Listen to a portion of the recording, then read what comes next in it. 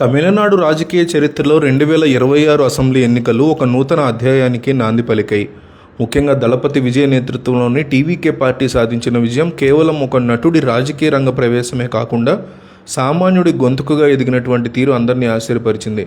విజయ్ తన రాజకీయ ప్రస్థానంలో తీసుకున్న నిర్ణయాలు, ముఖ్యంగా తన వద్ద దశాబ్దాలుగా పనిచేస్తున్న డ్రైవర్ కుమారుడికి టికెట్ ఇచ్చి గెలిపించుకోవడం అనేది భారత రాజకీయాల్లో ఒక అరుదైన సాహసోపేతమైన ఘట్టం అనే చెప్పాలి. ఈ పరిణామం విజయ్ని కేవలం ఒక సినిమా స్టార్గానే కాకుండా ఒక నిబద్ధత కలిగిన నాయకుడిగా ప్రజల గుండెల్లో నిలబెట్టింది.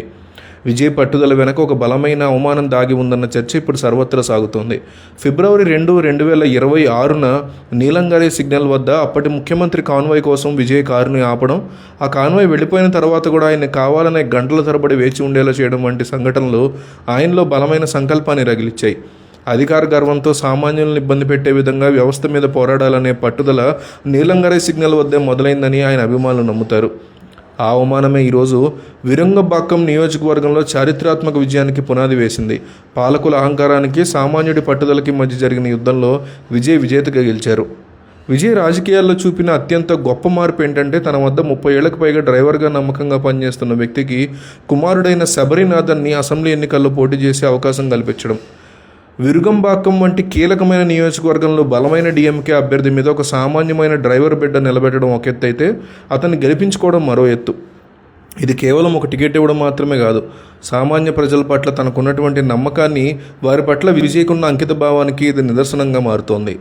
వారసత్వ రాజకీయాలు, ధనబలం రాజ్యమేలుతున్న ప్రస్తుత కాలంలో ఒక సామాన్యుడికి పట్టాభిషేకం చేయడం ద్వారా విజయ్ ఒకే ఒక్కడు నిరూపించుకున్నాడు.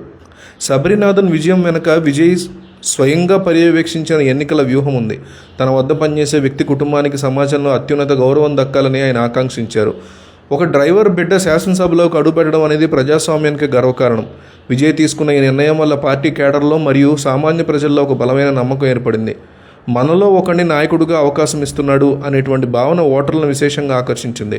డ్రైవర్ కొడుకును గెలిపించుకోవడం ద్వారా విజయ్ తన పార్టీ సిద్ధాంతం సామాజిక న్యాయం కేవలం మాటలకే పరిమితం కాదని చేతల్లో చూపి చరిత్రను సృష్టించారు. ముగింపుగా, విజయ్ రాజకీయ ప్రస్థానం ఒక వ్యక్తిగత ఎదుగుదల మాత్రమే కాదు, అది ఒక సామాన్యుడి ఆత్మగౌరవ పోరాటం. నీలంగరైలో ఎదురైన అవమానం నుంచి విరుగంబాకం గెలుపు వరకు సాగిన ఈ ప్రయాణం రేపటి తరం నాయకులకు ఒక స్ఫూర్తి. అధికార బలంతో సామాన్యుడిని అణిచివేయాలని చూస్తే అదే సామాన్యుడు తిరగబడితే ఫలితం ఎలా ఉంటుందో విజయ్ నిరూపించారు. నమ్మిన వారిని ఉన్నత స్థానంలో కూర్చోబెట్టే గుణం, వ్యవస్థలో మార్పు తీసుకురావాలనేటువంటి తపన విజయ్ని ఒక నిజమైనటువంటి నాయకుడిగా తీర్చిదిద్దాయి. ఈ విజయం తమిళనాడు ఒక సరికొత్త రాజకీయ సంస్కృతికి నాంది పలుకుతుంది. ఈ నేపథ్యంలో విజయ్ తమిళనాడు ముఖ్యమంత్రిగా బాధ్యతలు చేపడితే ఆ ప్రమాణ స్వీకార వేదిక మీద నరేంద్ర మోడీ మరియు ఆంధ్రప్రదేశ్ మాజీ ముఖ్యమంత్రి వైఎస్ జగన్మోహన్ రెడ్డి కనిపించే అవకాశాలు ఎక్కువగా ఉన్నాయని రాజకీయ విశ్లేషకులు అభిప్రాయపడుతున్నారు.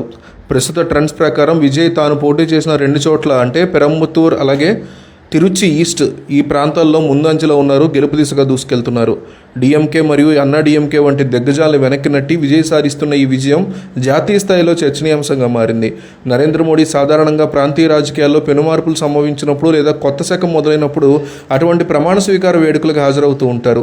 తమిళనాడు దశాబ్దాల ద్రవిడ రాజకీయాలను మార్చిన నాయకుడిగా విజయ్కి మద్దతు తెలపడం ద్వారా కేంద్ర ప్రభుత్వం కొత్త స్నేహానికి కూడా పునాది వేయొచ్చు. లేదా ఏఐడిఎంకేతో కలిసి టీవీకే ప్రభుత్వాన్ని ఫామ్ చేస్తే ఖచ్చితంగా ఏఐడిఎంకేలో బీజేపీ ఇప్పటికే భాగస్వామిగా ఉన్నారు కాబట్టి ఆ ప్రమాణ స్వీకారానికి కూడా నరేంద్ర మోడీ వచ్చే అవకాశం ఉంటుంది. మరోపక్క విజయ్ తన ఎన్నికల ప్రచారంలో జగన్మోహన్ రెడ్డి ఫోటోలను వాడడం, ఆయన సంక్షేమ నమూనాని ప్రశంసించడం చూస్తే వీరిద్దరి మధ్య ఉన్నటువంటి రాజకీయ సాన్నిహిత్యం అర్థమవుతోంది. తమిళనాట ఒక పెళ్లిలో కూడా వీళ్ళిద్దరూ కలిసి హాజరవడం చూస్తుంటే ఇద్దరి మధ్య ఒక బలము బంధము ఉన్నట్టుగానే కనిపిస్తోంది. దాంతో ఖచ్చితంగా వైఎస్ జగన్మోహన్